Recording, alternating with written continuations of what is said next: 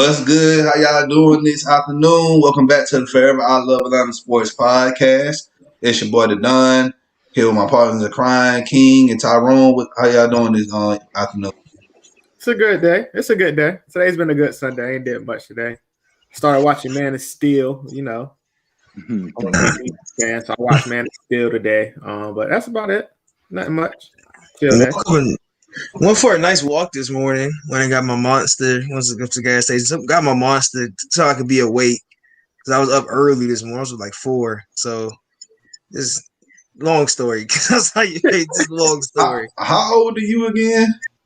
I'm 19. Are you taking Monster? I'm telling you, I've been drinking Monster. I used to drink Monster before games. That's how long I've been drinking Monsters. Like, right.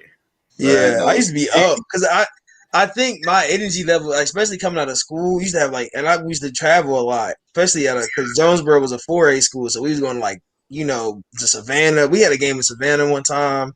I'm talking about I was just like sleep. I gotta wake myself up. It's been probably since my junior year, my senior year. I've been drinking Monsters before games and stuff. It's not good. It's not healthy because my heart ain't good for you, man. Drinking them that young, man.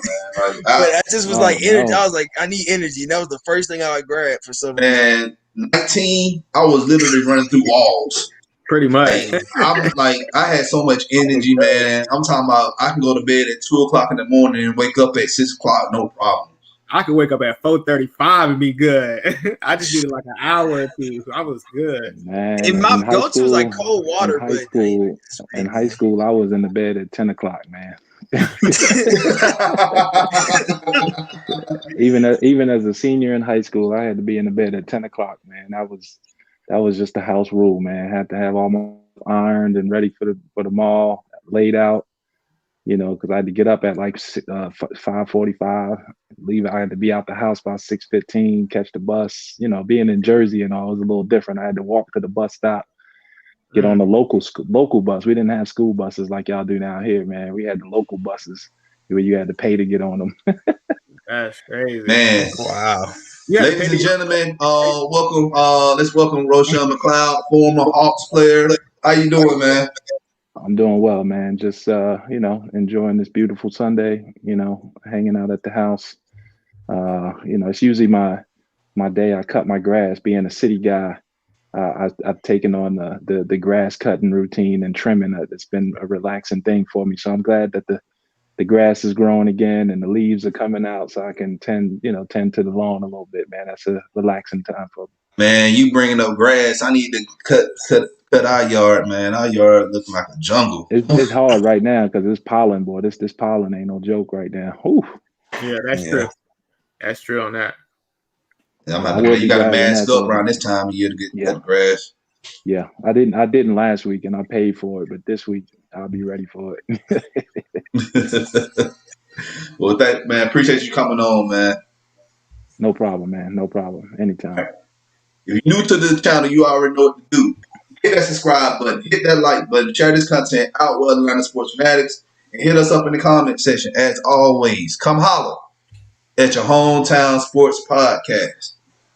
What's good, Devontae? What's good, everybody in the chat? Devontae said, "Do you show Mr. McLeod your plate you made?" No, I didn't show. I sent him a text message. I threw it down last night. I made some barbecue, some dirt chicken, some fried chicken. Oh, nice. Collard greens, some macaroni and cheese. I did my thing last night. You put bacon in your collard greens? That's what's up. No, I put neck bones in there. Either way. Yeah. Exactly. Either way, you should put the bacon in with it, man. It gives it add a little flavor to it, man. Bacon make everything better. Yeah, bacon. Some people use bacon to fat that, but I try to, neck bones ain't that far off from bacon. Like, it's still pork.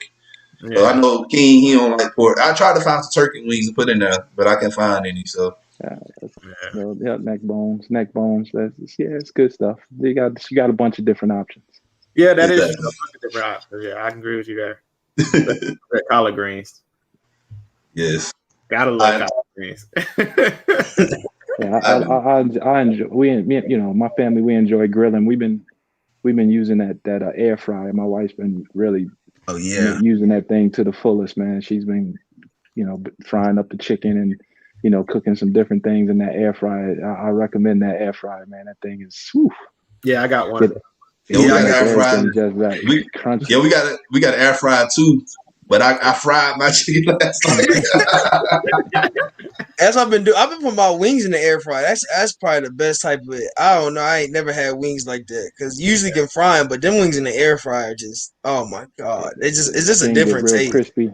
Yeah, it's real crispy, and they're not as oily. So yeah, that's also true. Yeah, they real good, dog. You should try it, bro. I know. I am, man. I'm trying to eat better. I'm getting on a little diet, man, because I need to. In summer, trust me, I'm gonna be looking real nice. Yeah, I feel you. I'm trying to get. Lying. You got called out. My girl got on to me talking about you lying. Okay, Hey, watch me hit the gym this week. Hey, let's go ahead and get into the news for the week. Go ahead and start off with yes, there's college football that's been being played. Kennesaw State, they took their first L of the season yesterday against Monmouth, and they lost that game 42-17. Segue into college baseball, Georgia Southern. Tuesday they played UGA. They beat UGA, the big school in Georgia, 2-1. Friday they started their series with Louisiana Monroe. They won 4-3, and yesterday they also won against ULM 4-1. UGA, I just talked about they lost against Georgia Southern. They also played Thursday against Vanderbilt. They beat the mess out of Vanderbilt 14-2. And then Friday, Vandy got the best of them. Vandy won that match 5-2. And then yesterday they played Vandy again, and they closed out the series with the win. And they won that game 9-1.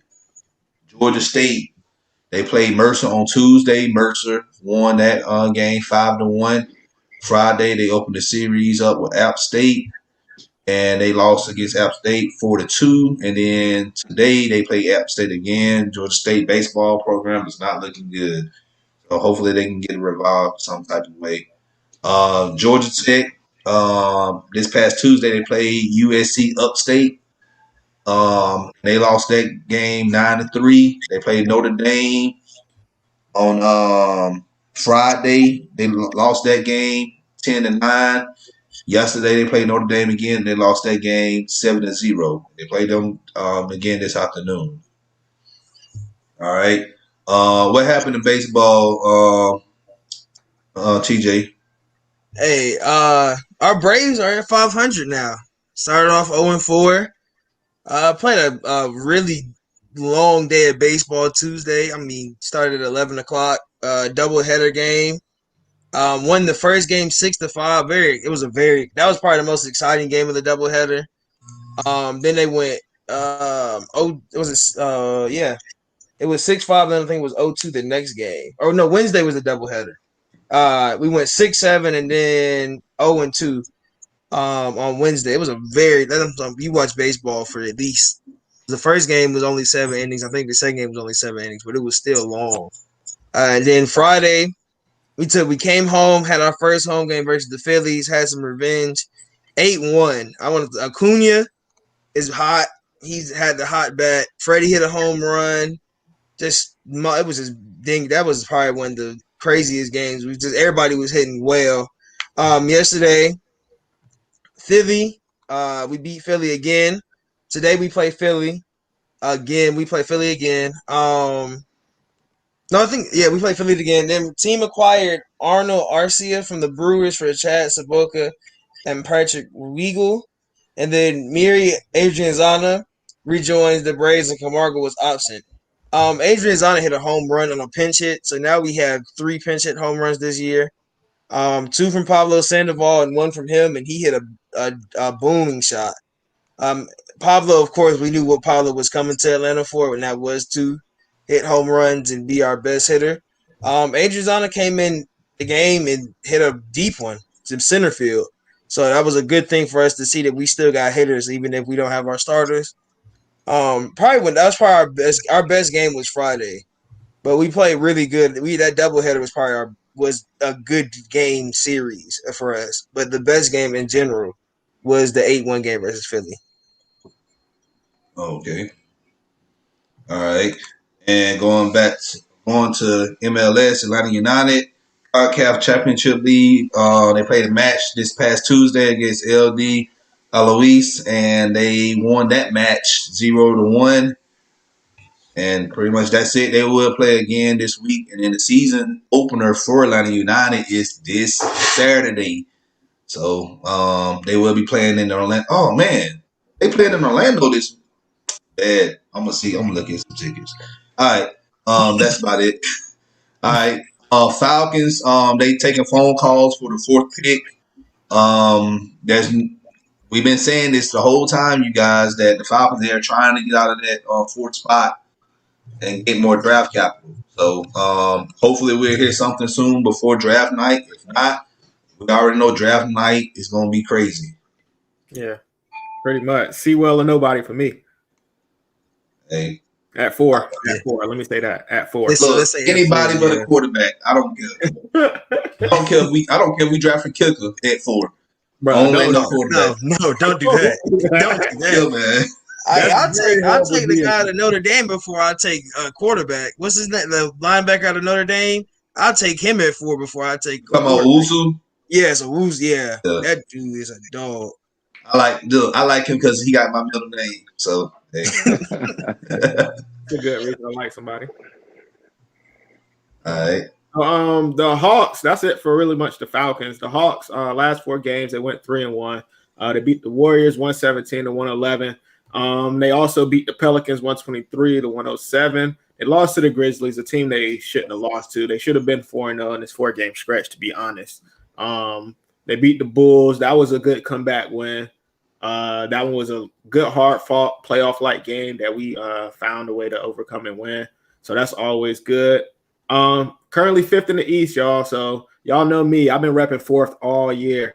I want the 4th spot so bad because I think we can take Brooklyn and we can give them a series and we could probably win if everybody's healthy. I don't care what nobody say. I got faith in these Hawks right now because of Nate McMillan. Only because of Nate McMillan. 19 games left, y'all, after today, including today. 19 games left. We got to go over 500. That's pretty much – we got to go over 500, and that's the Hawks for you. We got to go over 500 in the stretch. I think Nate McMillan can do it. He's been balling ever since he's been coaching. Like I said, we played the Hornets today at 1 p.m. And if you've seen the list of who's out, T gave it to us earlier. What was that list, T? It's Trey and Gallo are out tonight. After we just thought we were gonna have a good game. We thought because Trey's been limping a lot, so we knew Trey and Gallo was gonna be out. I think of course our normal Hunter, Cam, Dunn, of course, is all out. Those are our normal 3 out. John is out and Tony Snell. So we literally don't have but Kevin Huerter at wing. Pretty much. So to start this 500, we need to be and let Curtis goes out there and has a Klay Thompson-like game, which is very capable. He could have one. I got faith he could have one, but Kev going for 25 tonight. I got it. Kev going for 25 tonight. I'm calling Cookie.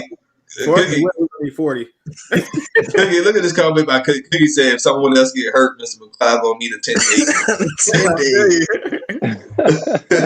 Yeah, you got to suit up, man. Listen, I'm older than Vince Carter, so if he done, I'm done.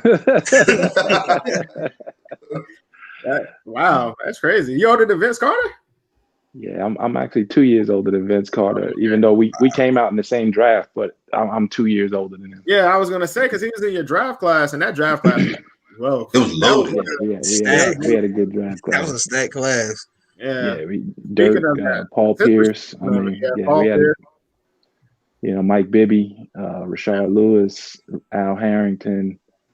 We've had Dirk Nowitzki. Yeah. We had some good players in that drive. Antoine Jameson, Vince. I'm trying to think who else. Matt Harpering. Yeah. We had a solid class, man. We had a real solid class. Tractor Trailer, Michigan. Tyronn Lue was in that class. Ty Lue, yep. Ty Lue. It was a good draft. A good draft. So let's go ahead and ask some questions real quick. So, what was your background? I know you just talked about you grew up in Jersey. So, tell us Mm-hmm. about family life growing up. Up there in the north. Well, I grew up in a single parent home. I had a sister from my mom and my dad. My dad was around. We interacted, but he just wasn't in the home. Probably that ended at around maybe 12 years old, 13 years old, where he and my mom split. Um, but I was the oldest grandchild. I was the oldest child, so I had a lot of responsibility growing up in the inner city. I mean, as a 6-year-old walking to school, with some other 6-year-olds. I mean, you just can't do that here in Georgia or anywhere, right? For that matter, nowadays. But You can't do it you nowadays. I know, remember. I remember doing it. Me and my brother, we used to walk to school by ourselves, and like these days, I'm like, I don't and trust it was none a of my kids community. But walking back then, nowhere. it was a community. It was a community Yeah. back then. Like, the neighbors looked out for each other. So, nowadays you don't even know who lives next door to you unless you just happen to bump into each other taking the trash out here and there. But back Mhm. then, it was more of a community neighborhood than it is today, where social media has kind of taken over that platform of friendship and conversation. So it's been a little bit different. So we just gotta we just gotta continue to build on how we get back to those things. But it was tough because it was very, very crowded. There wasn't a lot of things in place to show opportunity unless you played sports at the Boys and Girls Club or down a local park league or something like that. I grew up playing baseball. I was a little short, chunky kid. My nickname was Roly Poly, which is funny. Oh man. Uh, and as I've gotten older, that name stuck with me. They just took off the Poly part and just started calling me Roly.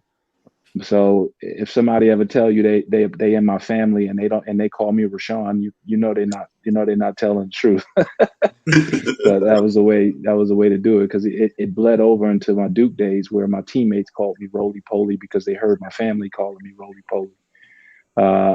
So it's all over the place. All my best friends call me, Roll. And then when I got to playing basketball, probably was around ninth grade. I played baseball all the way up to my freshman year of high school.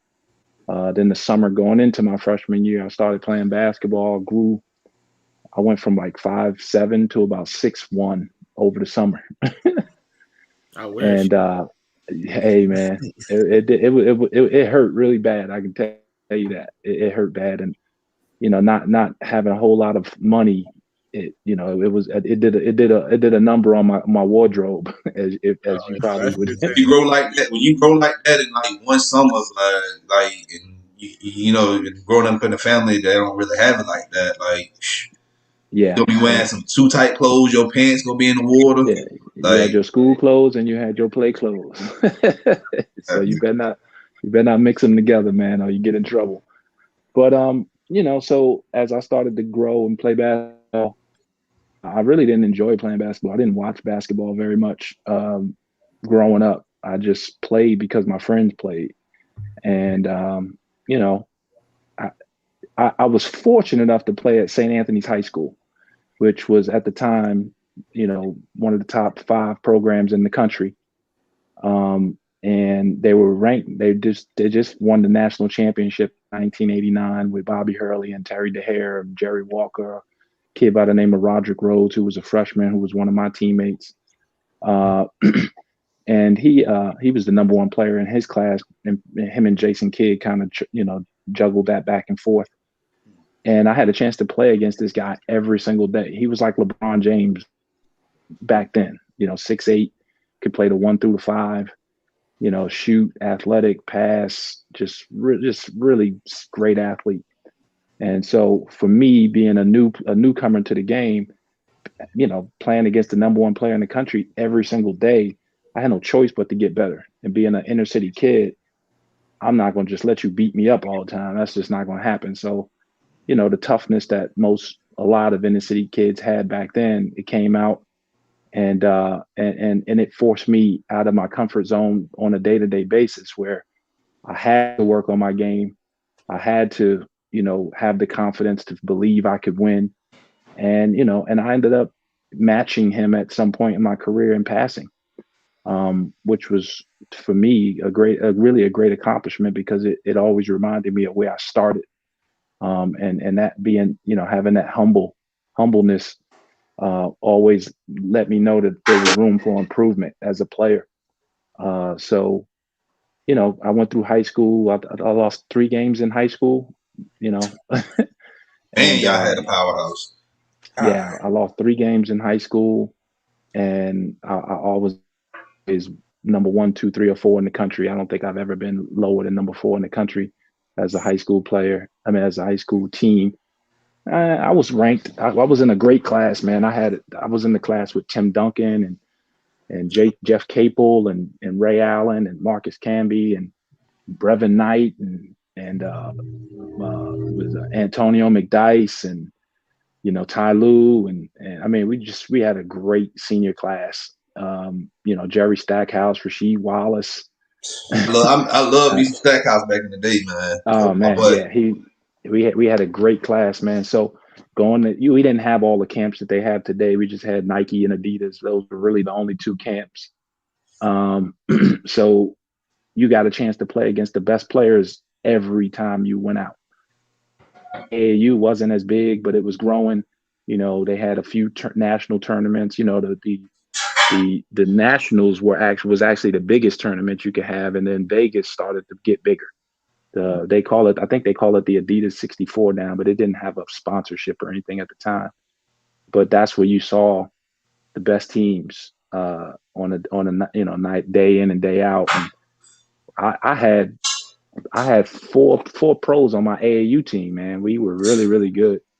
And I played with 14 Division I players on my high school team and on my AAU team. So on a day-to-day basis, I was always competing against the best of the best of the best, which it accelerated my growth process. Most guys play basketball in 4th, 5th, 6th grade, and they compete at a high level or whatever. But I played at 9th grade. I quit as a 10th grader because I didn't enjoy it, and then I got back into it the summer going into my junior year. But I was about 6'7" by then, and so the game started to come easier because I learned it the right way from the beginning. Most times you go through bad habits and then you got to break those habits, which take more time before you kind of fall into your own little space and understanding the game. I was fortunate to have a great coach and Bob Hurley Sr. and then play against the best players on the night in and night out basis, day-to-day basis down the park. So my growth process was accelerated. I went from don't pass that guy the ball to get that guy the ball overnight, it seemed like. And so it was enjoyable it's enjoyable now to think back about the process that I went through. And my goal is always, how do I recreate that for young men who may not have the notoriety today when I'm coaching, or if I'm training or developing a player. How do I get them to play for something bigger than themselves so that they can accelerate their growth process and teach them the right way? That's always something that I try to lean towards when I'm coaching and when I'm training a player or something like that. And I've been fortunate enough to work with guys like Malcolm Brogdon here, being Georgia, Malcolm Brogdon, Derek Favors and Jordan McRae played at Tennessee. Brandon Mobley, who played at Seton Hall. I coached with the Atlanta Celtics. I coached with the Georgia Stars. I coached, with the Hype program here in I've coached some really talented players, man. So being able to share my experience and help them develop, it has been, a good feeling for me to be able to take what I've learned from the Hall of Fame coaches that I played for, which is on every level. I've had a chance to play for Hall of Fame coaches, which is awesome, and take that information and share it with other players, because nowadays it's more about, developing and you're with your trainer. It's not necessarily your coaches that are teaching you really how to play basketball nowadays. But I think the balance between the two, in order for the game to stay stable, it needs to, we need to start having some players and some coaches develop where the players trust their judgment. In high school level, most of the coaches are teachers that take over the game. They just need a coach, and somebody takes the job. They don't have high school coaches coaching. They have teachers coaching, and the teams that win have coaches. Or they got somebody on the bench next to the teacher that's doing most of the coaching so that they can win some games. We all know who those schools are, so we watch them because they're going to have the best talent. They're going to be the most exciting to watch, and they're going to have a guy that we're going to see in the future that's going to shock us or go far enough where we can become a fan as a college player and a pro. So that's kind of like a condensed version of just my process up to that point of high school, and how my career had gone, and what motivated me and what pushed me to be the player I eventually became. Yeah, go ahead, Don. Go ahead. Yeah, you said something interesting about coaching. Explain your differences in coaching from a trainer and an actual coach. Because as you see, we had a big coaching change with the Hawks. So Yeah. How much of an impact of that do you think was coaching and the players? I think it was just knowing the organization, knowing Coach McMillan and previous coach. It was a combination of both. Sometimes coaches being so young, they may not have the ear of the best players sometimes, and that could have I'm guessing, but just from based on what I see, they don't always have the ear of the best player, and the best player may want to play a certain way. And that's not the way he's being coached. Players have a lot more power today than they did in the past. Before, you get rid of the player, now you just get rid of the coach, because players are seen to be more valuable than the coach these days, which I think they're both valuable. It's a marriage. The husband's not more valuable than the wife. Whoever's doing their job better, that's who's the most valuable, and you got to be smart enough to run with it.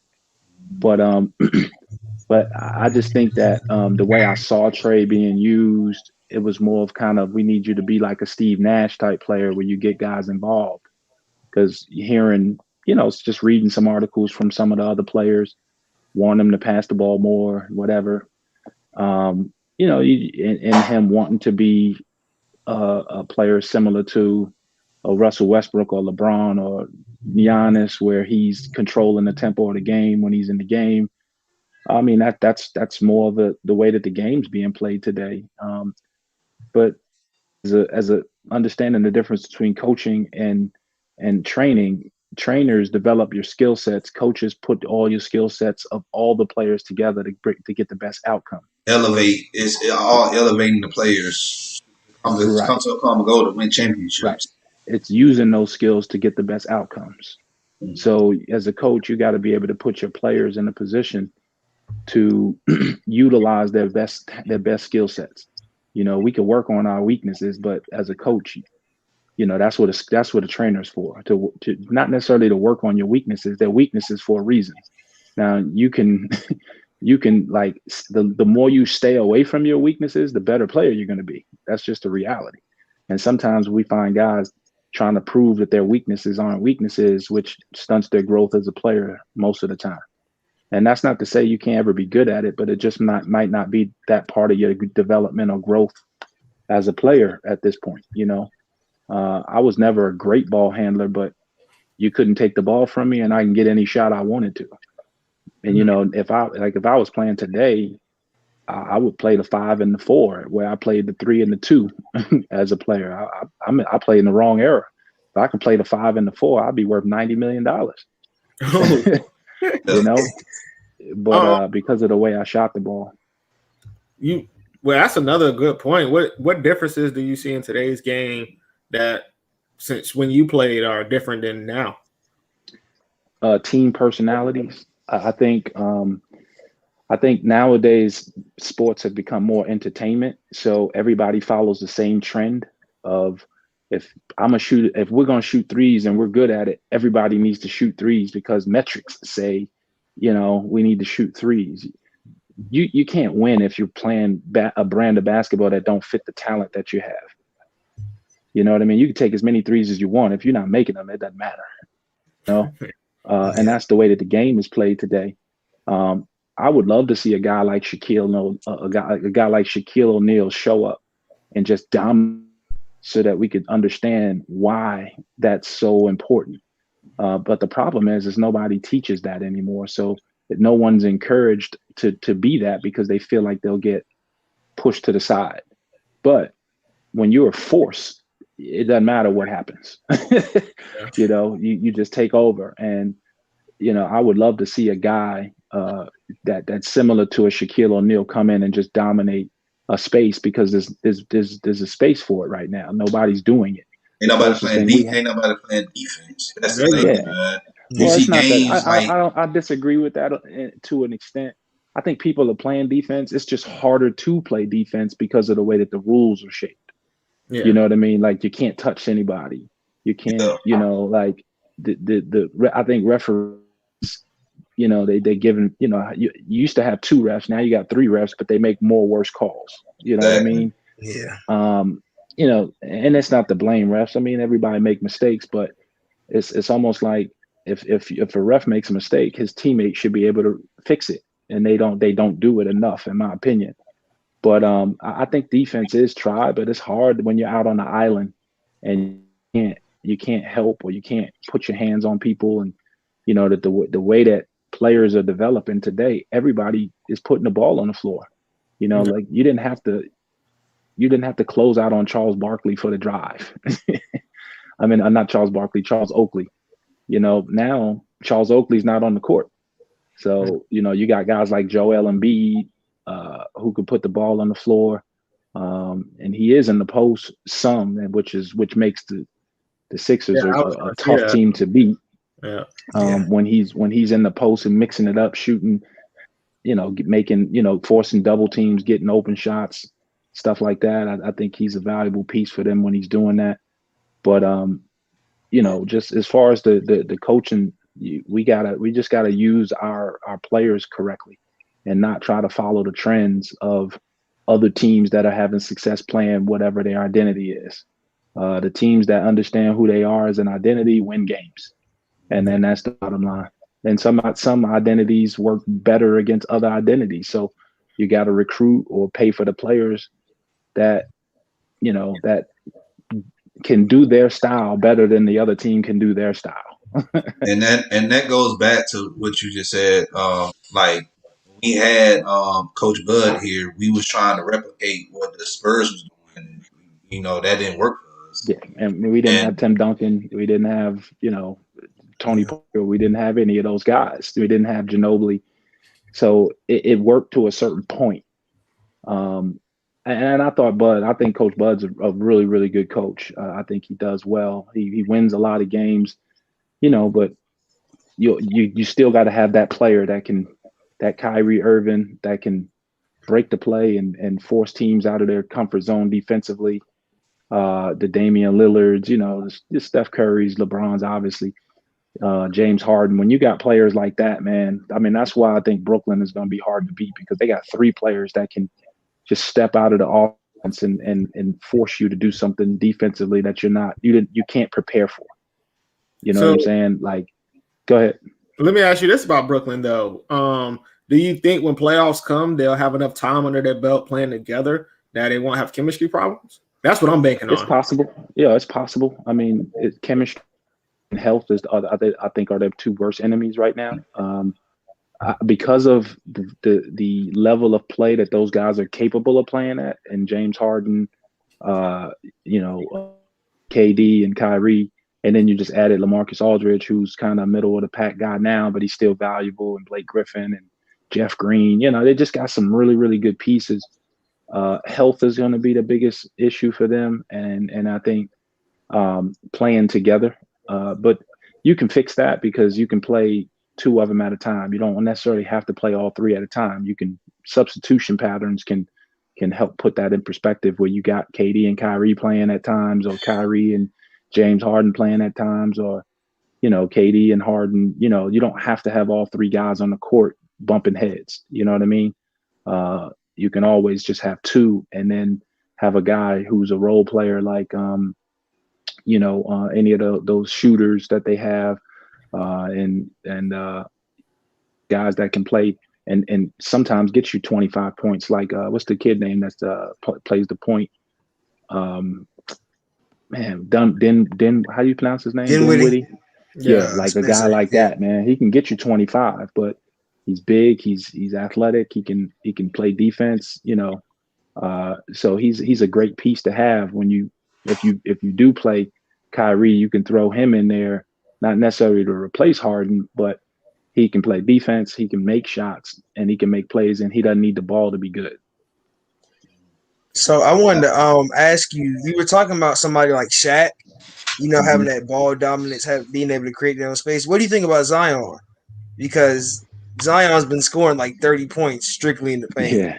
So what do you think about him as maybe being that next Shaq kind of sort of player? He's too small, short rather, but I think he has the floor, and he is, like I said, there's a space open for him to do what he does. He's shooting something like 65% from the field, man. Like, that's unheard of. And because people are not used to playing post defense anymore, his quickness is unbelievable. I haven't seen that type of quickness since Charles Barkley in his young days, in Philly and at Auburn. But, his quickness is unmatched with just off the spin, off the catch, things like that. And his body control at the rim is unbelievable. And so he just has to, but he's too short. I'm talking about a center, a 7-footer. Zion doesn't rebound well enough to do what I'm asking. What about Joel Embiid? I think Joel Embiid can be that, but I think coaches are forcing him out to shoot the three because that's the way that they want to play. But when he's an MVP candidate, just do what you want. And if a coach isn't smart enough to use it, then they don't need a coach. But because I'm getting rid of the coach before I get rid of Joel Embiid. So that's true. All that to say, I think Embiid is the closest thing to it, but he's still, I think his personality takes away from his dominance sometimes. Yeah, I agree with you. So how was your time at Duke? Explain your time at Duke. I actually transferred to Duke, man. I played 2 years at St. John's in New York, being a Jersey guy. I played 2 years at St. John's, and then I was the first transfer Duke had ever taken. So it was a little bit scary, a little bit nervousness there because they had never entertained the transfer before. So they didn't really know how it worked. It was kind of like an experiment, but the trust I had in listening to Bobby Hurley, who played there, knowing what Duke was able to accomplish, winning championships and playing in the ACC, and it was a chance I was willing to take, and knowing how well Coach K utilized the guys at my position, the Shane Battiers, the Mike Dunleavys, the Grant Hills, everybody thinks that the point guard is Coach's favorite position, but it's actually that stretch four position, the Leitners, myself, guys who could play inside and out, and it was a matchup problem for defenses. So when I got to Duke, Coach had hip surgery and he was out, or back surgery. I forget what it was. I think it was, and they didn't have such a good season. And then I transferred in, and Coach came back, and I think we finished like 16-14 the year that I sat out. And but I played in the blue-white game, and I think I finished with like 25 points in the blue-white game in like like 15 minutes. And, everybody was excited and they were just like, man, this guy can't play yet. And so, but that was the biggest growth in my career, that being able to work with guys like Quinn Snyder, who's the head coach of the Utah Jazz right now. I worked with him on my ball handling. I worked with him getting to spaces. I worked with him about, getting my shot and, moving transition from one move to the next on a day-to-day basis. I got a chance to work with Tommy Amerka, who's the head coach at Harvard. He worked on just my vision and becoming a better playmaker, becoming a better passer. And Johnny Dawkins just helped me become a better scorer, a more dominant scorer. He's the head coach at I think it's UFC. It's one of those South Florida schools. And Dave Henderson, UCF? UCF, something like that. And then David Henderson, who's a scout for the Cleveland Cavaliers, was also on that staff. And he helped me with my physicality. He helped me get in better shape. He helped me, fight through fatigue. He helped me learn how to, because, when people get tired, it makes cowards out of us all. But that's a talent, to be able to fight through fatigue. And the guys who understand how to fight through fatigue are the best players in the fourth quarter. And so that's something that a part of the game I don't think people even think about unless you're getting paid to do it. And the combination of those four guys, along with Coach K and my teammates, I was able to become a better version of myself, because I was always on the practice team, trying to be the other player's best player. So if we were getting ready to play against Tim Duncan at Wake Forest, I would watch Tim Duncan film and I would try to imitate Tim Duncan when in his position, when we was going over their play sets and how we were going to defend him. And, no matter who we played, whether it was a guard or whatever, I would always be best player and I would try to imitate what they did. And so doing that against my teammates on a day-to-day basis, it helped develop me as an all-around type player. So my next year when I was able to play, we spent a lot of time at number one in the country and we ended up losing like 3 or 4 games that year. But that's my time at Duke was spent very, very wisely and really strategically to become the best version of myself, to get what I want, which was to play in NBA. I'm on mute. I was on mute. So talk to us about the background and not the background, like draft night. How was that for you? What did you do? Did you go home? Did you go there? How was that for you? My draft year was in Seattle. I wasn't going out there. Seattle's a whack place, first of all. Like if it was in like Miami, I think I would have went, or Chicago, But I mean, Seattle. I'm not going to Seattle or Vancouver. I think it was either Seattle or Vancouver. Either way, it was terrible, and I wasn't spending all that money. The same thing. So. This is horrible. And so, what I did was the place where we ate our pregame meals at in high school. They had a restaurant, and so I had my family and friends. It was like maybe 300 people all in this restaurant, and we were celebrating, eating, watching the draft. And I kind of knew where, the 3 places I would end up. And as guys were picked, I kind of knew where I was going. So everybody else was way more excited than I was. Once I saw certain people leave, it was like, all right, I know I'm next. So, once I seen Houston take a pick out of left field, I think it was a European guy who played about 6'8". I don't think he ever came over to play. When, Antoine Jameson went, Vince Carter went, and then, once Matt Harpring went, I knew exactly where I was going. I knew I was going to be a Hawk. Matt was picked about 15th, I believe. So once Matt was picked, I knew I was going to be that next small forward that was going to be taken. So I was excited to play for the Hawks. I wanted to come to Atlanta because at the time with Steve Smith, they had a lot of veterans, and I was the lone rookie. But they had a lot of 10-year, 8-year, 9-year vets that I could learn from.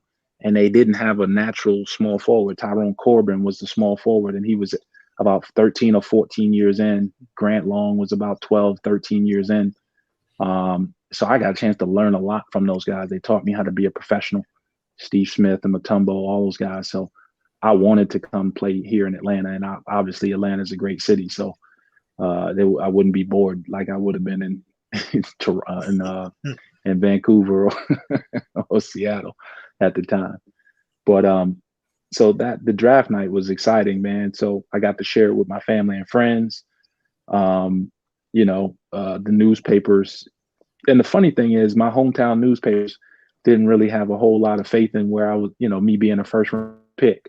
There was a lot of criticism because I was still such a young player. You got to think, by the time I was drafted, I only played six years of basketball, and a lot of it was learning.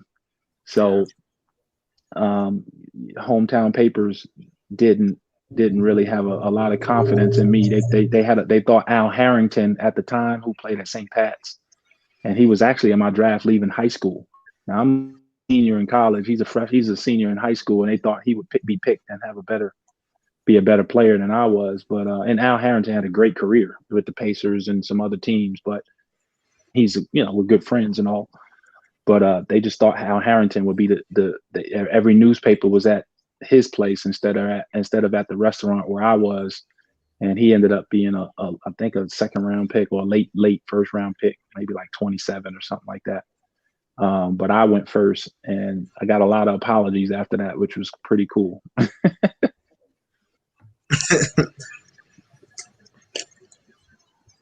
So going back to your days at Duke, Coach K, you think he's like one of the greatest basketball coaches of all time?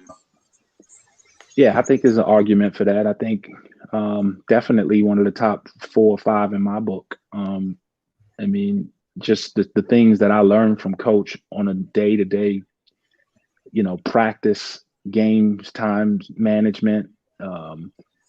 He just, and the balance between allowing your players to make their own decisions. A lot of times, like, you would think that Coach had a hand in every decision that was made. And most of the time he let his captains and seniors, based on our culture, he allowed the best player to make the play. And, him being a coach, he's going to be a part of it, but he allowed, Christian Laettner, and Grant Hill to say, I can make the pass. I'm going to catch the ball. I'm going to score. Jay Williams, he just allowed guys in those situations to take over and not, walk them, he felt like he didn't have to walk and hold their hands through in the game situations. I was in that situation a couple of games during the season. And, so I think Coach did an excellent job in balancing when to coach and when to let players play. And I think that makes a great coach, when you can step back and let your players make choices and make decisions. I think players really enjoy that, who are who they say they are. You know what I mean? If you got a guy who's fugazi, he's not going to enjoy that because you put him on spotlight. I think that's what makes coaches great, when they have that balance of letting players make plays and then putting them in positions where you can still trust that they're going to make the right decisions. I want to ask. So you were just talking about Coach K and coaching in general. I want to ask you a question about. I'm taking to the Hawks. So I'm going to take it now. Modern Hawks. The coaching change we had, kind of sort of what King said. Do you think how Trey's playing now under Coach Nate and just the coaching change in general, do you think it changed the culture of the team, or it just changed how the team is playing? Well, whenever you have a coach that's different, like personality wise, Coach McMillan is very, very different than the coach that just left. So Pierce. Yeah, McMillan is an old school coach, and he works really hard. And obviously today you got load management, you got a lot of things that come into consideration, and I'm sure he, it does a good job in balancing that. As I remember, one of the funny things about when I was coming up, playing for Lenny Wilkins as a rookie, because we had so many vets, we didn't practice that much.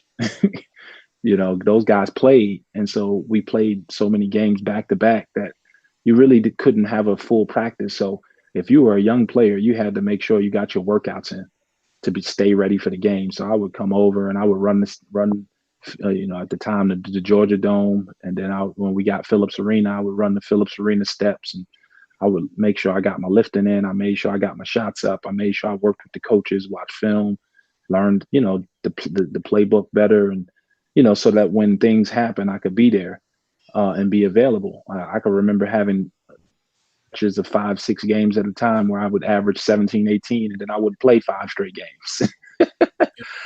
Just because Lenny didn't like playing rookies, not because I wasn't playing well. But it taught me to always be ready. And then in the following year, I was able to start for a majority of the season, and then my third year, I became a starter. But your culture is always going to change when the personality of your company or your team changes.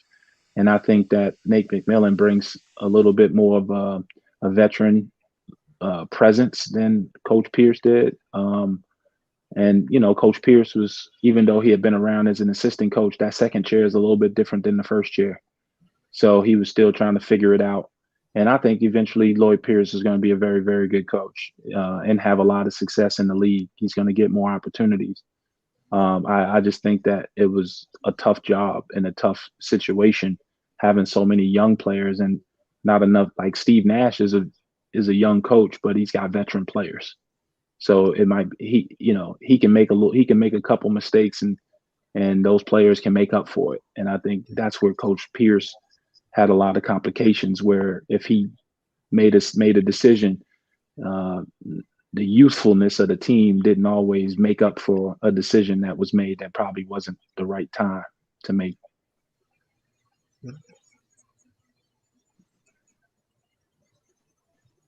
All right. So your rookie year, y'all, the Hawks. I remember the Hawks made the playoffs. Tell us about that experience, right? That just coming in year one, and just because the Hawks was successful like during the mid '90s, and like I know '99. I don't think we made the playoffs. Not '99. That's when we traded everybody. Yeah, that's when they they had a long stretch of not making the playoffs until probably like Joe Johnson came like 06. 98, that year, my year was the last year we made the playoff for like a 7 or 8 year stretch. But it was exciting because obviously got a chance to play. Well, the first round we played the Pistons, who were, at the end, Joe Dumars was at the end of his career. They had a guy named Grant Hill, who, was a special player, set the take on the torch of the best player in the league and, take over the Michael Jordan reign. And they had Jerry Stackhouse. I mean, Christian Laettner went from the Hawks and played for the Pistons. So being able to play the Pistons in the playoffs and win at the time, I think it was a 5-game series because they didn't have, it wasn't 7-7-7, it was 5-7-7-7 at the time. And getting in those games, and then the following series playing against the New York Knicks in the Garden. Man, you got to bring that up, man. I was so mad about that game. Yeah, I mean, it was. They were on fire, man. Being an 8th seed, they played their best basketball at that time, and Sprewell and Allen Houston and those guys, they were hitting shots and they were hard to guard. They had a lot of wing players, and they were younger than we were, obviously, and I didn't get to play a whole lot in that series, but when I did, I put some points on the board. But it was exciting as a rookie to make the playoffs. It was a great experience because it gave me a vision of what you play for. When the competition level elevates. Like, you talk about the regular season, you talk about the playoffs, you talk about the finals. I was fortunate to play on teams who got all the way to the finals and Eastern Conference play, and it elevates the competition level every time you win a series. You got to bring a little bit more. and you That's a can't just. story of Atlanta sports right there. We all in the playoffs. We always get beat by the team that's going to play in the final championship game. Yeah, that's funny you bring that up. Yeah, that's so funny you bring that up. But your superstars are the ones that elevate you because having had a chance to play with a guy like Allen Iverson in Philly. I mean, he was a freak of nature, man. That guy was just watching him play was a movie every single night, where he's getting 40 and you knew that the other guys on the other team couldn't really do anything about it. So how do you support a guy like that is understanding your role and really just, bringing everything you got, leaving it all out there. And if you get beat, you get beat, but you don't want to lose those games and feel like you had something left in the tank and feel like you didn't leave it all out on the floor. Man, I would just go bring up Iverson because I know in 2001 you played with Iverson on that 76ers team, man. Like how was Iverson as a person off the court? Like we know the Iverson, but just you hanging out with this guy, on a day-to-day basis, before practice, if he didn't complain about practice. But just tell us about Iverson, man. Yeah, that was he didn't complain about practice. That dude, he was at practice. Exactly.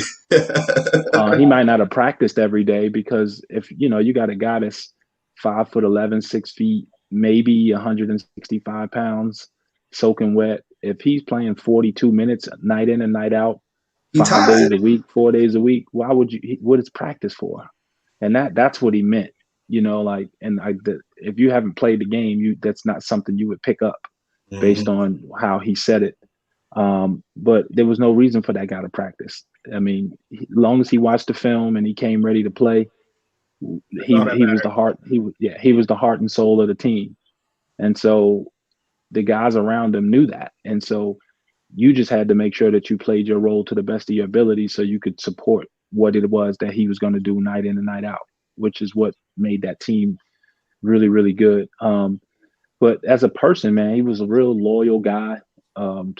His friends were important to him. His family was important to him.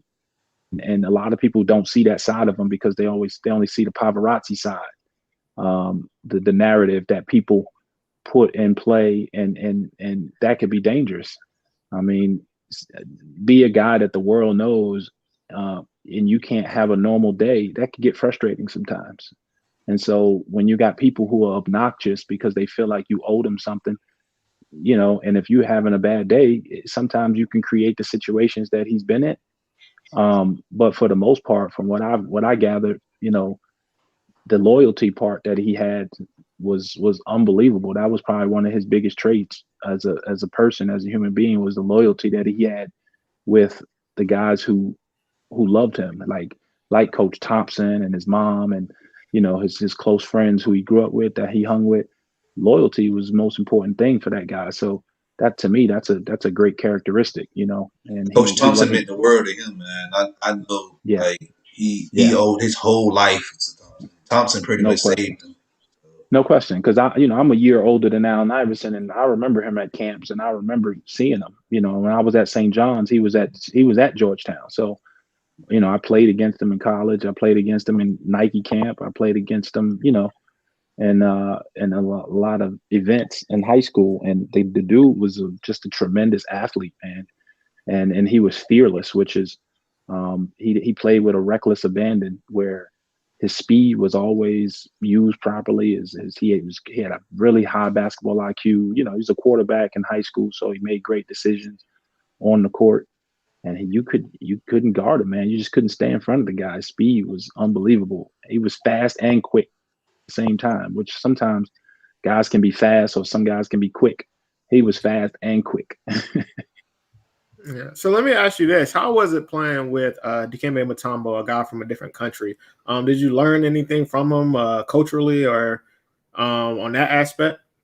Oh yeah, for sure. I mean, our lockers when we were in the Georgia Dome before Phillips Arena got built, my locker was next to his in training camp and stuff like that. So I talked to the guy every day because I was just mesmerized at his presence a lot of times, the way people respected him and So I talk to him, I talk to Steve Smith, I talk to those veterans a lot just so that I can get the feedback on how to present myself as a corporation, as a, you know, as a product, and how to maximize the you know, my efforts to be able to negotiate, you know, when I was getting a contract, or being ready to play, and, you know, to get more playing time. How do I approach that instead of complaining?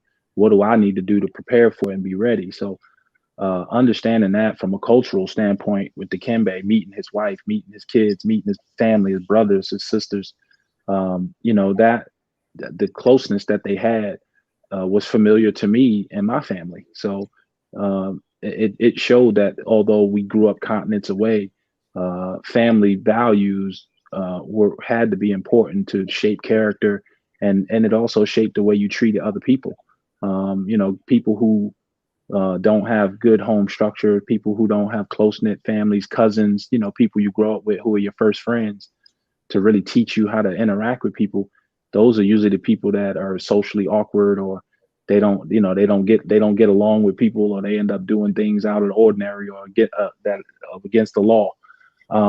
It's not to say that that's a generalization, but it's true. You know, your cousins and your relatives are your first friends, and how you treat them is usually how you treat the people you end up, you know, getting to know, and that grows into your network, which is, you know, most people don't understand how important a network of people can be valuable to you. The people that's in your network is probably why you're in the situation that you're in currently. And if you don't change your network and meet new people and get rid of some of the old people, you know, your situations really won't ever change. Yes, facts, all facts right there.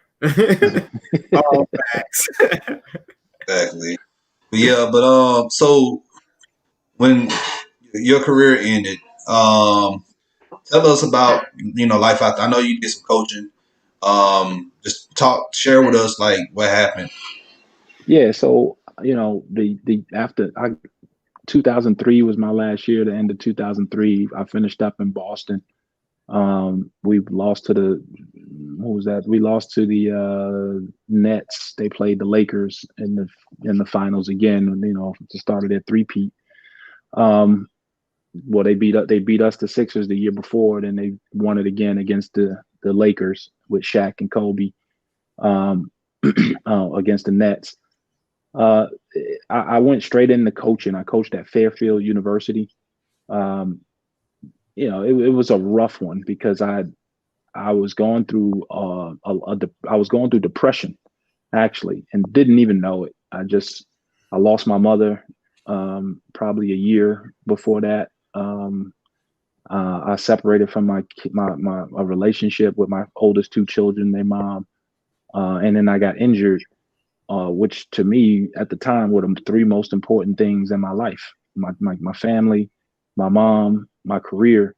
I lost it all in kind of a 3 to 6 month period, and usually people lose one of those things and have a tough time adjusting, and you know, you need to seek therapy. And I lost all three of them in the same year, and tried to just push it to the side and keep it moving. And it just got to the point where I couldn't move forward without healing. And it was a long process. It wasn't like I just figured it out. It took me about maybe 7 years to really understand that what depression was and how it affected you, taking, you know, medication to get my, you know, being diagnosed, and talking to the right therapist that can help you. And, you know, how do I make the adjustment to my current family? And, you know, it was a lot of things that I had to work on. So coaching wasn't something that I really enjoyed in the beginning. It was just something I thought I had. It was a natural transition. And I went into it because Coach K laid it out on the silver platter for me, and I didn't want to say no.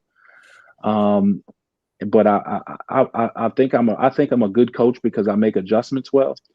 But I think at the time I wasn't focused because I was going through a depression, and not only just mentally but physically, because I was still nursing my injuries.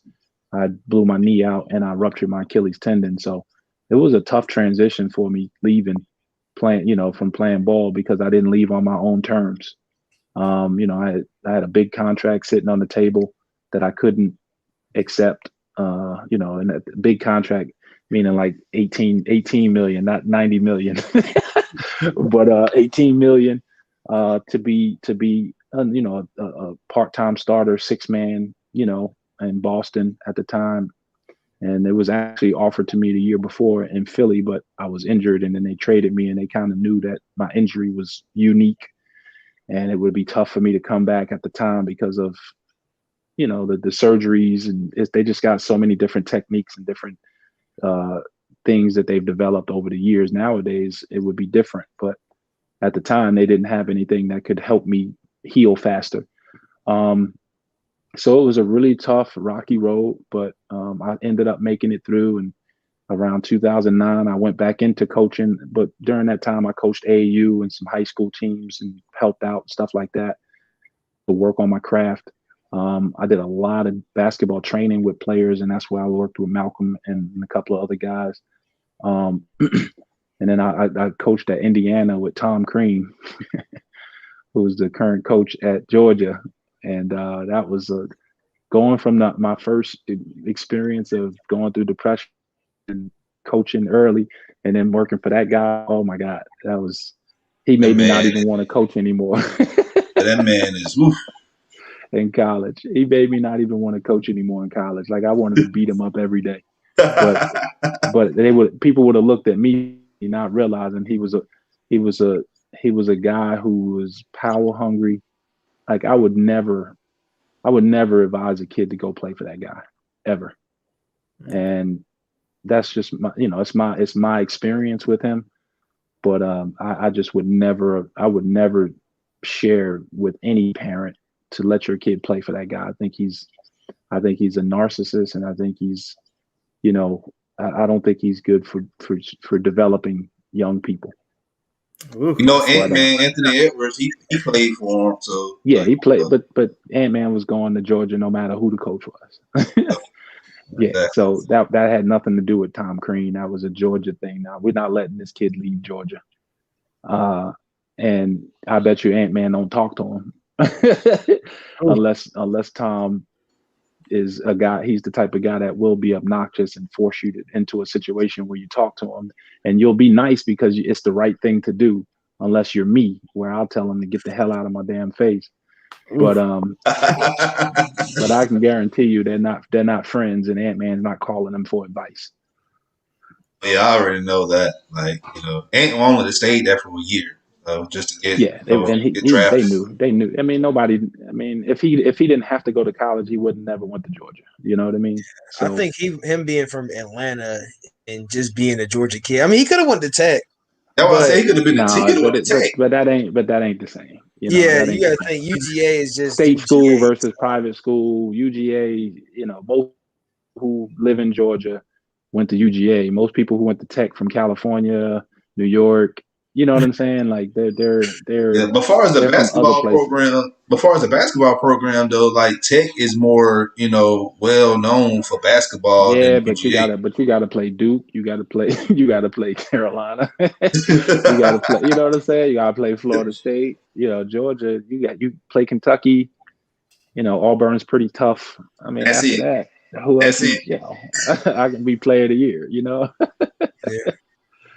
And so it was, for him, it was the choice he made, and he was good enough to get through it. If you were a guy, if you look at how many guys are leaving Georgia now or who decommitted or whatever, if you're not mentally strong and you don't have mental support, you won't be there that long, whether you leave to go to the pros or you just leave to go to another school right now under this administration. So it is what it is. So let me ask you this real quick. Any advice to anybody that wants to be a young basketball coach? Any advice you can give them real quick? Oh, yeah. Meet as many people in the business as you can. If you're young and you got, and you're, especially if you're still staying at home and you in school and college or whatever, do as much for free as you can. Get to know people. Don't be afraid to ask people for introductions to other people. Get a mentor of, ask. Don't be afraid to ask guys and keep in touch and email. Don't be afraid. Like what I mean is, every time the Hawks do a camp, you should, you got there. Every time they do a clinic, you got to be there, meeting all the coaches, high school coaches, get to know all the players in your area, so that all the best players, so that you have a chance, send them a message on social media, get to know them, so that if you ever get in a position where you can recruit them, they at least know who you are. So you have a leg up from a personal perspective, because most kids play for the coach they trust the most. Or unless, they get paid the most. Those really the only two choices that kids or families make a decision to go play at a different school. So I would just recommend grow the network, and don't be afraid to work for free in the beginning, and you'll make up for it on the back end. Exactly. Right. One more question before we head up out of here. We talked about the current Hawks right now, Trey Young, Nate McMillan's taking over the coaching staff right now. So, what do you think this squad can be? I know this year I already know we're gonna make playoffs. I'm gonna call it now.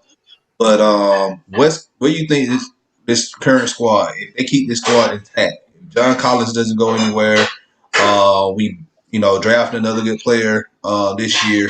What do you think this squad can be within the next 3 years? If they keep the same core group together and keep the pieces similar, I think they can be as high as a third seed in the East, and compete for that third, fourth spot with Milwaukee and well, Boston is, you would have thought Boston would have been up there, but they're like 10th or something now, I believe, 11th. But I think that they're one veteran, and not necessarily a LeBron James type player, but like a Jimmy Butler type player, a Paul George type player from being a conference championship team. I think with Trey Young, as good as he is, I think he, night in and night out, he has to tap into his potential every night for the Hawks to be as good as they need to be to win. And you can't do that on a nightly basis. You got to have rest. And I think because he doesn't look as durable as he is. He looks fragile, being a small guy and not as athletic. But you need another guy like a Paul George, a guy, or if one of these guys can develop into a guy like that, that would be sufficient. But I think we're missing that one piece that's kind of, like I said, a Jimmy Butler at a Jimmy Butler level, to be able to make it over the top to become a conference championship type team. Do you just one quick question? Do you think DeAndre Hunter? I was about to say that. That's my favorite. That's one of my favorite players on the team. So, do you think DeAndre Hunter can turn into a player like that? Or I think he can. I just think it's time. He needs time. Defensively, I think he has the defensive prowess to be able to guard wings and guys that are a little bit bigger than him at the power forward spot. I think he shoots the ball at a high clip. I think he handles the ball at a high clip. I think his biggest thing is just development. It's going to take time for him to become that. And will the Hawks have everything in place when he becomes that they won't need something else? That's really the question. But I think DeAndre Hunter is an excellent player, and I think he does have the potential to be at a Jimmy Butler level of stardom. Like I said, it's just going to take probably another year or two, maybe 3, for him to develop and have the confidence to believe in himself that he can do that on a night in and night out basis. So let me ask you this before we get out of here. Who's your NBA MVP? Man, there's so many guys playing well right now. Oh man, I think the MVP is kind of.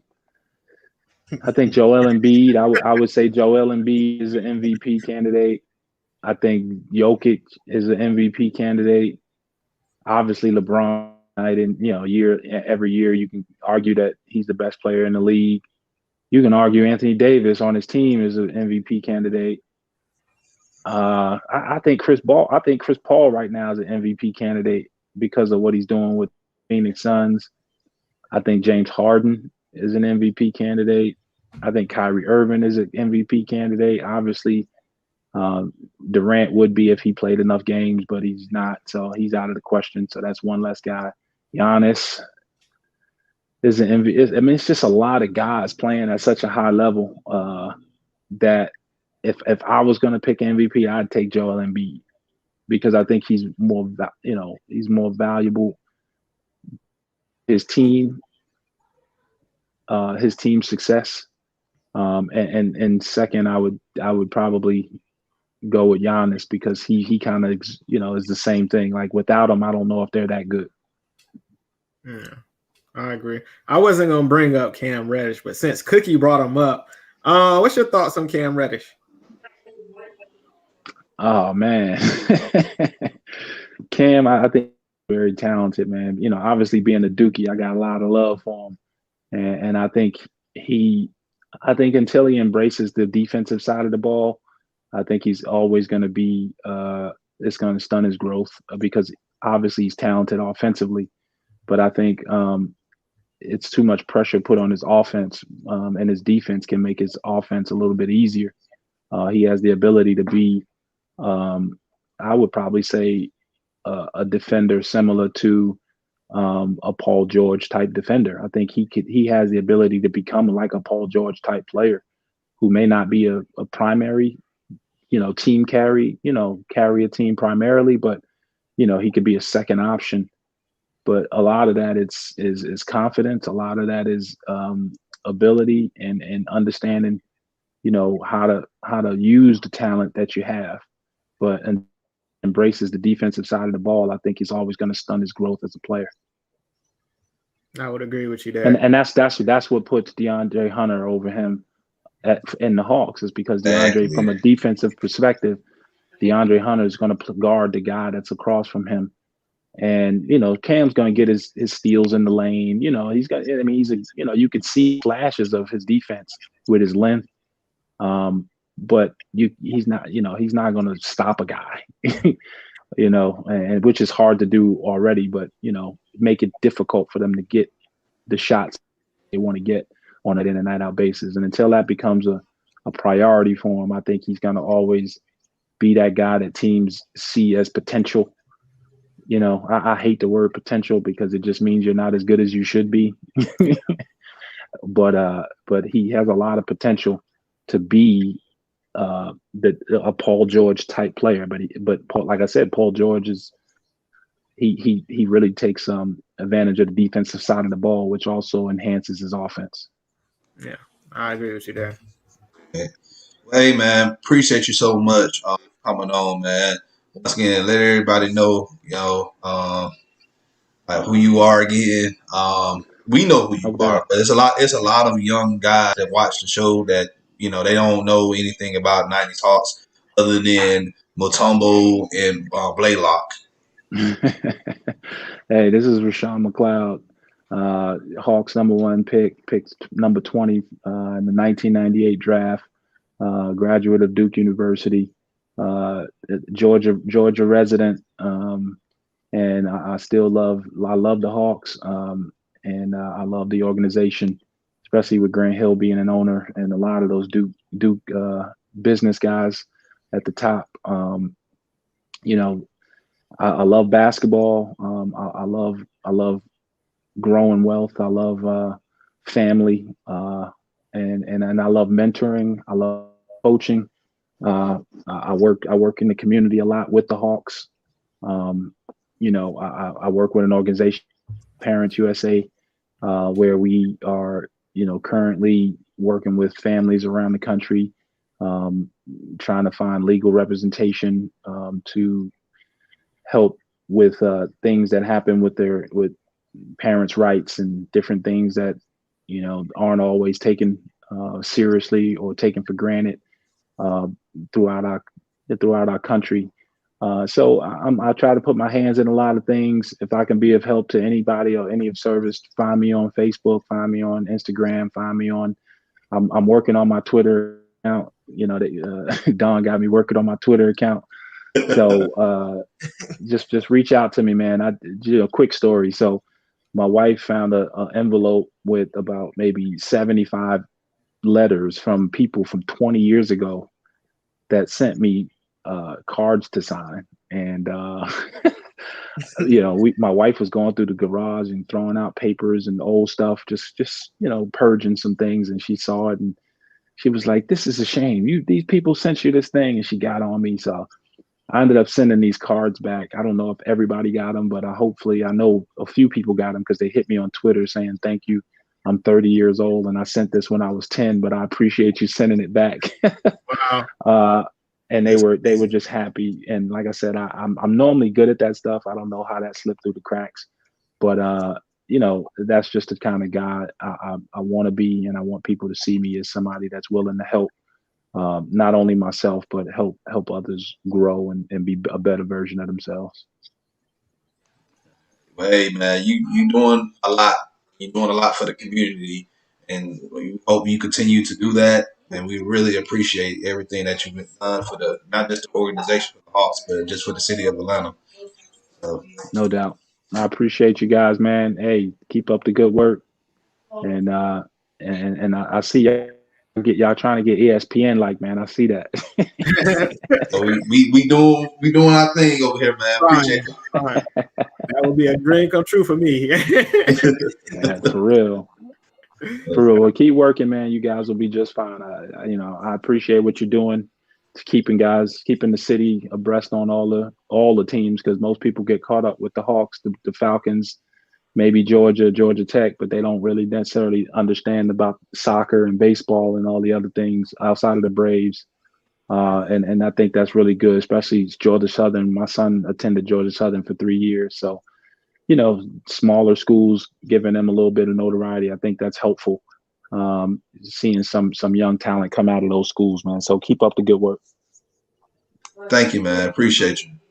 You got it.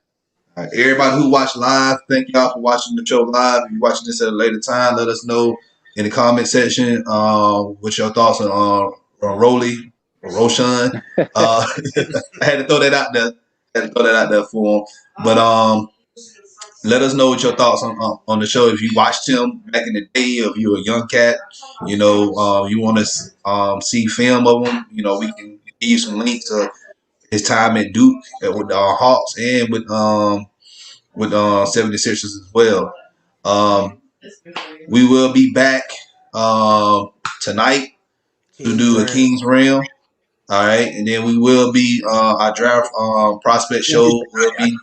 It'll be like 4:30. It's gonna be 4:30. 4:30. Game on right the now. game on. Yeah, the game on now. So y'all gonna try to go on and get it out the way. That's what's up. But yeah, draft prospect show will be this Thursday. We will be covering Trey Mooring for TCU. So be on the lookout for that. And next week we have another former athlete that's coming on the show. So look out for that as well. Thank y'all so much for supporting us. We really appreciate it. If you're new to the channel, you already know what to do. Hit that subscribe button, hit that like button, share this content out with Atlanta Sports Fanatics, and hit us up in the comment section. As always, come holler. It's your hometown sports podcast. What it done. Partners in Crime King and TJ. I got anything to say? Love yourself, people. Yo, we winning. I am shocked that we are winning 24/7. If they keep if they keep this up, we can get out here with this win. And y'all know we're gonna be hype on King's Realm. I can tell you that. So it's gonna be one of those games that we can get a.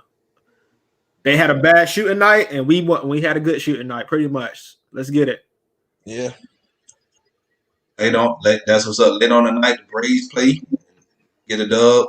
Hey, will all be well for us. So, y'all have a great afternoon. See y'all later. Peace out.